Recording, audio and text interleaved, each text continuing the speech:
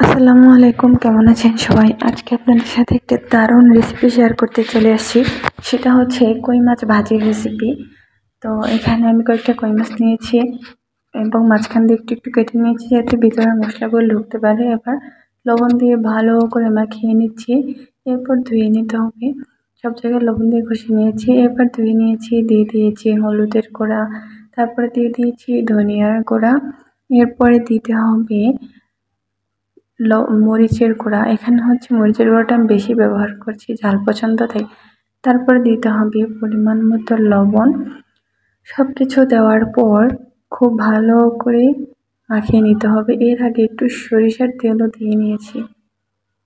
তো সব কিছু দিয়ে আমি মেখে নিচ্ছি, উল্টে পাল্টে এই পাশে ওই পাশে দুইটা মাছের মধ্যে কিন্তু লাগিয়ে নিয়েছি। এবার কড়াইতে চলে আসলাম, দিয়ে দিলাম সরিষার তেল। আপনারা এখানে সয়াবিন তেলও ব্যবহার করতে পারেন। তেলটা ফুটতে দিয়েছি, সম্পূর্ণ কড়াইতে তেলটা লাগিয়ে নিচ্ছি। এই যে দেখুন মাছটা দিয়ে দেবো।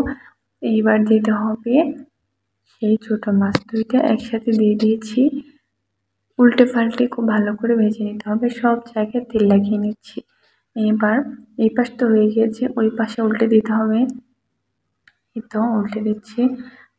এ তো এই পাশে একদম অবস্থা খারাপ হয়ে গিয়েছে, জানতামই না।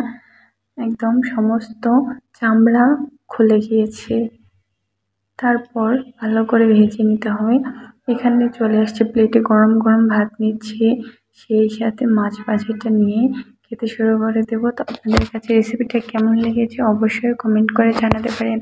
আজকের মতো ভালো থাকেন সবাই, টাটা।